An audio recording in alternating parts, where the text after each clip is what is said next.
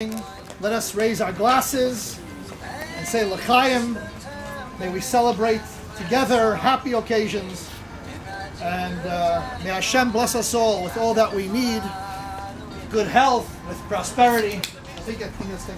He's going to turn the music down. I was hoping some background just in case I stumble a little bit. It won't be so noticeable. Now the pressure is really on. L'chaim, l'chaim.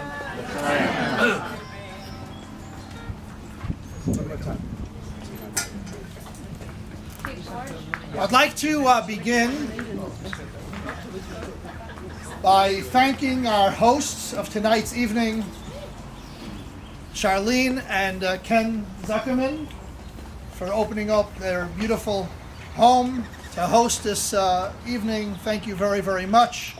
We appreciate it. And I often check the Chabad calendar, our Chabad calendar, to make sure I'm not missing any events, because the likelihood of me missing one of the classes that I'm supposed to be giving at this advanced age, it's certainly a possibility. So I try to check it at least twice or 3 times a week.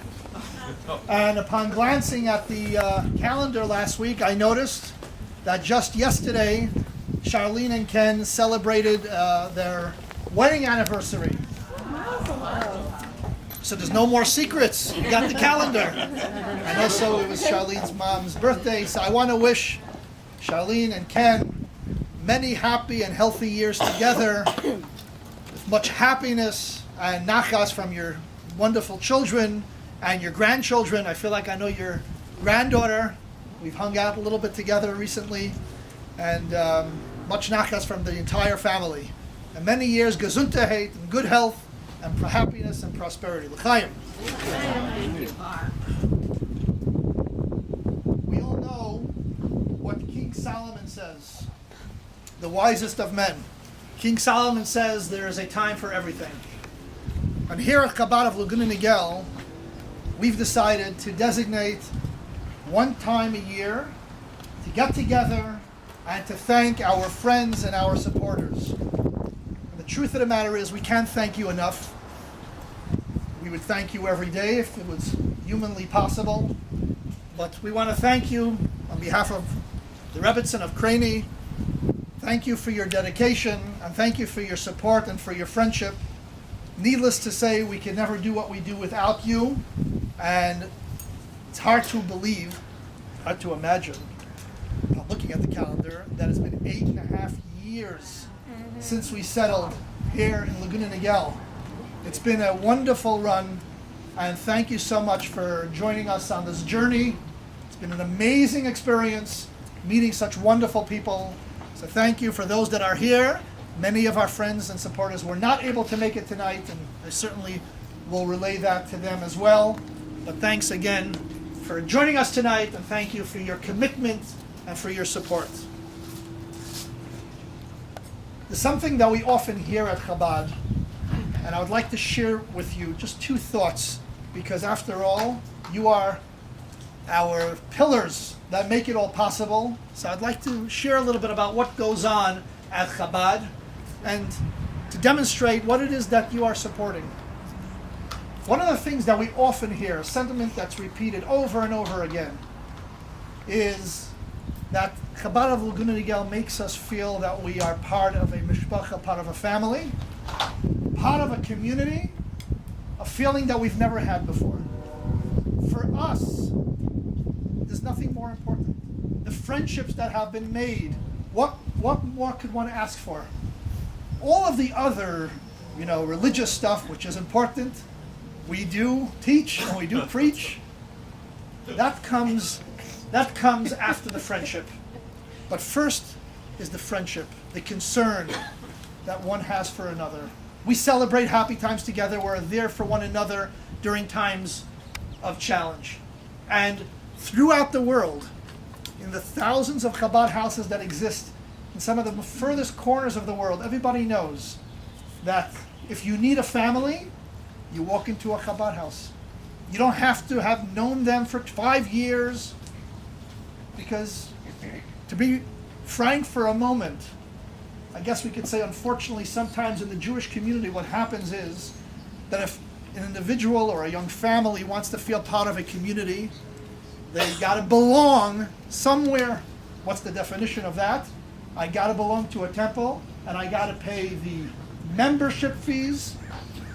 And if I have a son or a daughter, for a bar and bat mitzvah, well, it depends what you know, it depends who you know, it depends what your bank account looks like, and if you're not able to afford it, oftentimes these individuals are turned away and they're told, I'm sorry, this is shul policy.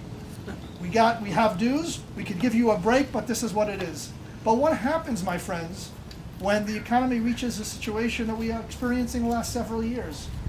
Is this young man or young woman going to be denied a bar and bat mitzvah because of this? Chabad, from the very beginning, has said, you don't have to belong to belong. Every member of the community belongs, is part of the mishpacha, no matter the background, no matter the affiliation, or level of commitment, or knowledge, or background. I often tell this story, and it's an important one. There's an individual that lives in New York, in Manhattan, Mr. George Rohr, a big philanthropist, and he supports the Chabad on campus, and he had a wonderful suggestion many years ago, and he suggested to the Lubavitcher Rebbe that we're going to start a minyan in Manhattan, Upper West Side, for Jews with no background. Wonderful idea. So we're going to have a beginner's minyan, people that don't read Hebrew and so forth. And the Rebbe said, what did you say? He says, with Jews with no background. And he repeated himself twice. If you repeat yourself twice, it doesn't mean the Rebbe didn't hear you. It means he doesn't understand what you're saying. And finally he says, Mr. Rohr, a Jew with no background, there's no such thing. Aren't we all children of Abraham, Isaac, and Jacob? And Sarah, Rebecca, Rachel, and Leah? And with that attitude, and that unconditional love and acceptance of every Jew, he sent his emissaries, and we tried to emulate a little bit, abishinke, abissal, to make everybody feel like they're part of a mishpacha, no matter what. And I must tell you that this extends beyond the people that we call, so to speak, the regulars. The calls that come into the office, to my office, and sometimes they come to my cell phone, and I wonder how they got my cell phone number. But I'm happy that they reached me. Just to share two experiences that I had recently in the last 3 to 4 months. One individual had been out of work, and I said, I'm going to try to help you because it happens to be that we've been somewhat successful, and not somewhat, we've been successful in pairing up individuals looking for employment with business owners or maybe their associates and making a shidduch. And I said, send me your resume, we're going to try to get you a job. And this person said, I didn't know Chabad does this. I said, you obviously called us because you thought there's a chance. They said, well, we know Chabad is always friendly, so you'll help and do what you're able to do. Another individual called our Chabad. I have a wisdom tooth that needs to be pulled. I said, come right in. You came to the right place. And I don't have insurance, and there's no way that I could afford it. Do you know somebody perhaps through the organization that could help me? I said, of course. I contacted a woman in our community that is graciously offering her time for individuals in these situations, and we were able to help them out.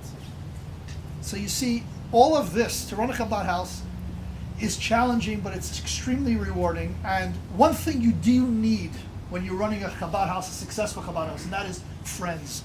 And lots of friends. Because we don't operate in the typical way where you have, your average temple where there's membership and there's dues and there's a certain amount of revenue coming in every month. And we're able to do the things that we do because of you. And I want to especially thank our Chai Club members. Every month we debit your card, and I feel like saying thank you, but I feel like if I called every month I'd be a little of a nudnik. I can't thank you enough. This gives us the foundation of support that we need, and we're able to do what we do, as I just mentioned. Another idea that we hear this from the children of the Hebrew school, we hear this from their parents, and we hear this from our adult education, and that is, since we started coming to Chabad, Judaism means something to me. Now I have an appreciation for what it means to sein a Yid, to be a Jew. Now I understand what Shabbos is, what kashrus, what keeping kosher is. Oh, now it makes sense. Because when I was a kid in Hebrew school, I tried to ditch class whenever I could. It was boring. I had no reason to come because we didn't learn much. My friends, that's maybe in the past. If you would see the faces on the children of our Hebrew school every Sunday this morning, the excitement, the enthusiasm with which they come to study and to learn, and we have some of the parents here today that could testify. They actually enjoy learning about Judaism. What a concept. In fact, some of the children, when there's a day off or when the year is over, they're actually upset. It's fun. We want to learn about it. And that's how Judaism should be. Judaism belongs to each and every one of us. It has to speak to us. It has to resonate. And it does with these children.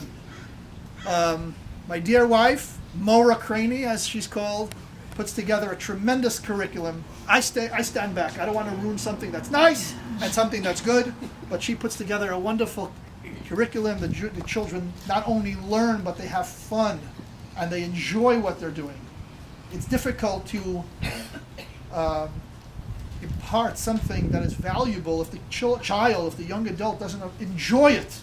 When things are being imposed, it doesn't work. It may work for a time, but it's not authentic, it's not real, and it's not something the child wants to do. They try to ditch it, they try to leave. So we at Chabad put an emphasis on the joy of Judaism. Judaism with joy, Judaism with meaning. And I've heard this from adults as well, that now all of a sudden things matter and things mean a great deal, and this means a great deal to us, that there's an appreciation for the things that we do, for the traditions and for the rituals and for all that we do and practicing as Jews. So I would like to conclude by saying thank you. Thank you, thank you. Thank you for partnering with us, and thank you for giving us the trust in continuing the efforts on behalf of our community. And we look forward to many, many more celebrations. We're very excited about the future as we continue to grow. And we are already starting to have chalemas, some dreams about something in the works. We'll see. Hashem, you listening? Yeah. Listen carefully. About finding a permanent residence where we could, a facility that we could call our own, and we look forward to that happening. Before I call upon our dear friend to share a few words, I would like to present Charlene and Ken in honor of hosting, and of course in honor of the wonderful anniversary celebration, a little gift from myself and Craney.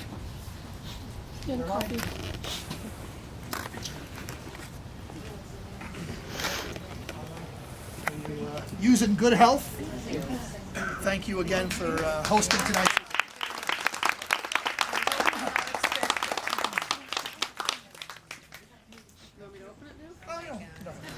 Yes. Yes? I would like to call upon a dear friend of Chabad of Laguna Niguel. Eugenia and Erwin have been with the Chabad from the very beginning, and Eugenia is going to share her thoughts with us tonight.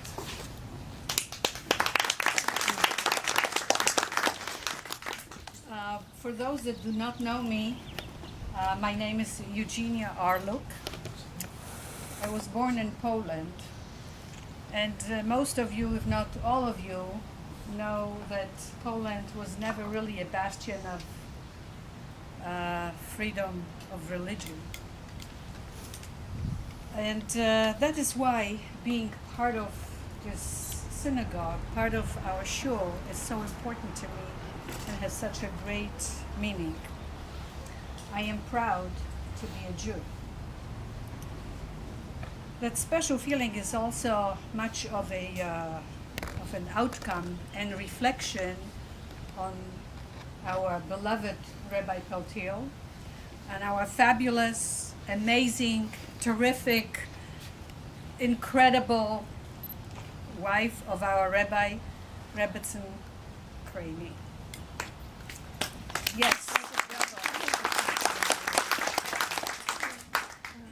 of them created this wonderful community that we enjoy gathering. We come to our shul, we mingle, we enjoy each other's company, we get a good dose of Yiddishkeit, and then we feel like we're part of an extended mishpacha, an extended family. I wanted to share with you one little thing about our rabbi that you definitely don't know. Erwin and I went to Sydney, Australia. We went to a Jewish community center, and a fellow started to chat with us, and we had a nice conversation. And in the midst of the conversation, he says, "Who is your rabbi?" And I said, "Well, our rabbi is Rabbi Paltiel." Looks at me, says, "Paltiel? You mean Mandy?" We are miles away, and here we are. And the same thing happened in Vienna, Austria. And the same thing happened, believe it or not, in Vilnius, in Lithuania. So not only that we have a great rabbi, we have a world famous rabbi.